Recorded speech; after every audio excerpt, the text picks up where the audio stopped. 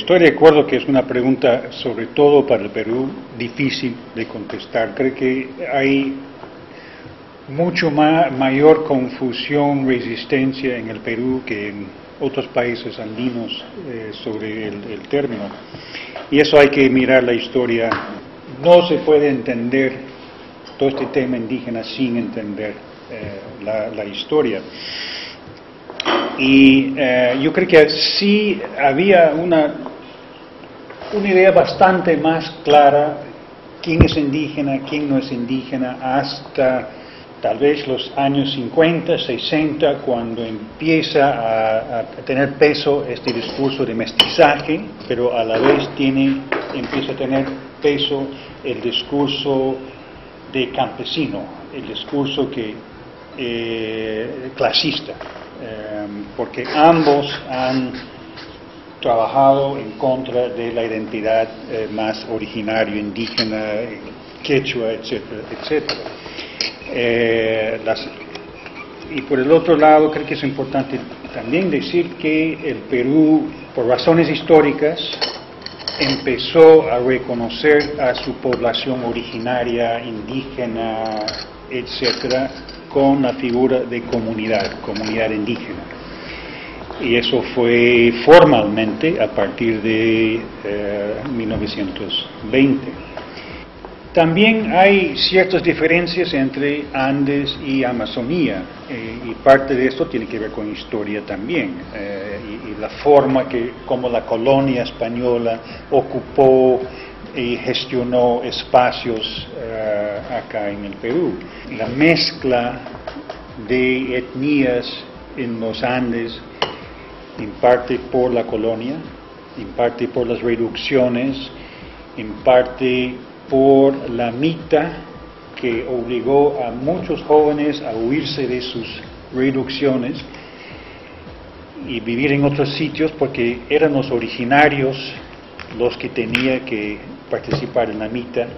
Entonces te escapabas de la mita y huyéndote a otras partes donde no eres originaria. Entonces hubo mucho más mezcla en los Andes que en la Amazonía. En la Amazonía se mantenía distinciones más discretas de identidad. De todas maneras, no es fácil.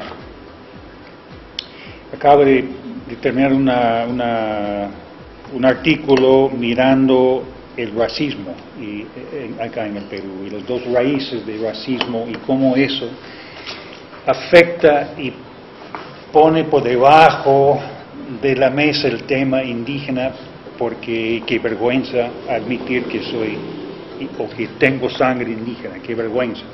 Entonces todo esto va sumergido abajo. Hay un montón de factores que lo hace un tema muy difícil acá en el Perú. El discurso andino, me da la impresión, está empezando a cambiar ahora.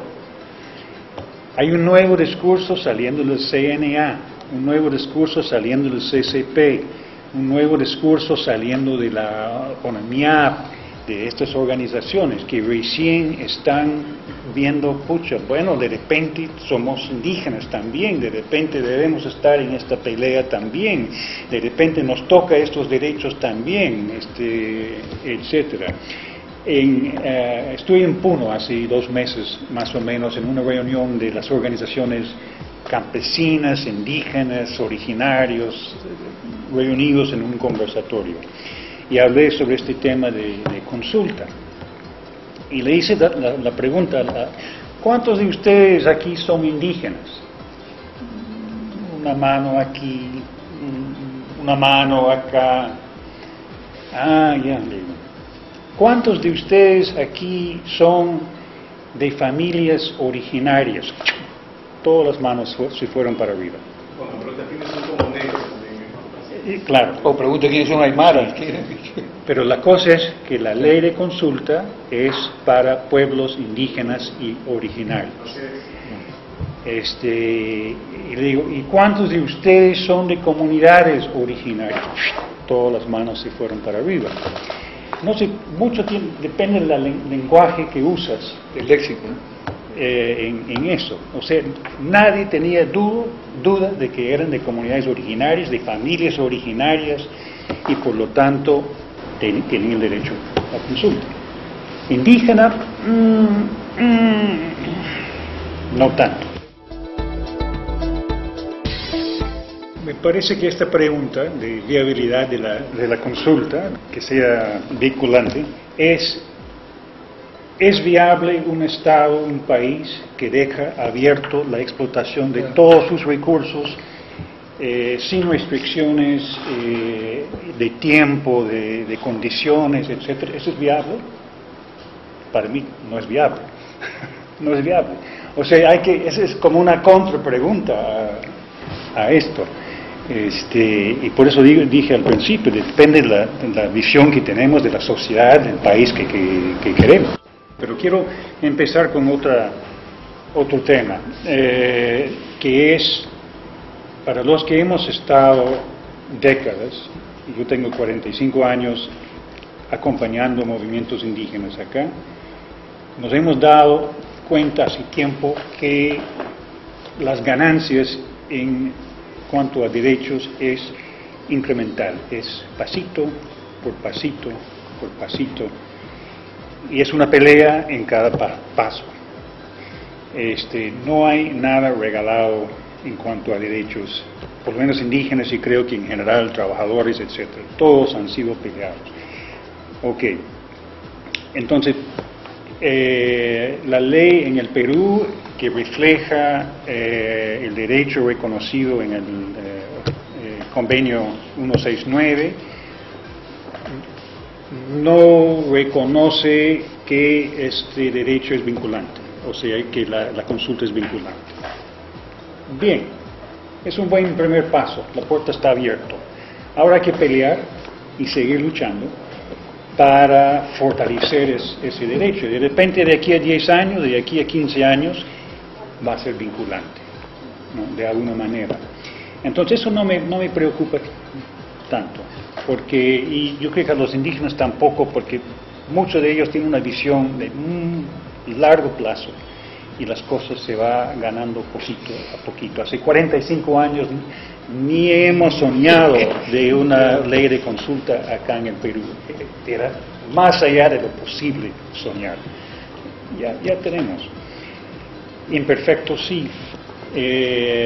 Y como todo acá, el baile Estado peruano con indígena es un ritmo de un paso adelante, un paso atrás, un paso adelante, un paso atrás. Siempre ha sido así. Entonces, con esta ley Humala, que ganó su reconocimiento por haber dado esta ley cuando García no quería, a los 6 meses ya estaba tomando un paso atrás, negando que los andinos eran indígenas. Entonces, por lo tanto, están excluidos de la... entonces, seguimos en un paso adelante, un paso atrás, pero en general, en esos años que vengo acompañando, los pasos para adelante son más grandes, entonces vamos ganando, ¿no? En total. ¿Viable? Yo sí creo que es viable. Hay muchos estados en el mundo donde indígenas sí tienen mucho más, la decisión, la consulta es mucho más vinculante.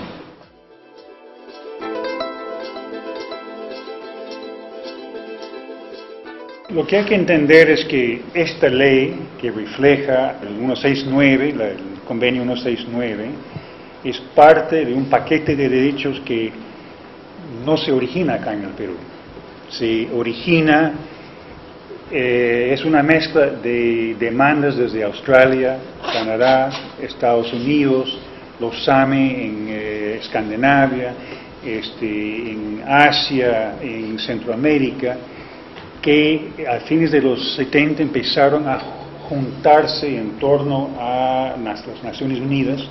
Había una conferencia contra el racismo en 77 que juntó indígenas de diferentes partes. En 81 se fundó el grupo de trabajo sobre poblaciones indígenas bajo la Comisión de Derechos Humanos, y esa comisión se abrió una semana al año permitiendo la participación de indígenas de de todo el mundo. Y eso se convirtió en un foro donde empezaron a intercambiar y pensar pueblo indígena, derecho de autodeterminación, derecho al territorio, derecho a la consulta. Esta cuestión de consulta en realidad fue de Australia, fue una demanda muy fuerte justo por la cuestión de minería en Australia y en Canadá, justamente por el tema de minería. Entonces hay que ver esa historia y esas definiciones y cosas son parte de algo más global, más, ¿no?, que le ha dado contenido a esto. Ahora, es por esta lucha que los indígenas tienen ese reconocimiento y esos derechos. Y creo que eso es importante y para mí sí debe ser un derecho de todos los ciudadanos, ¿no? Pero entonces tenemos que ponernos a pelear para tener ese derecho para todos.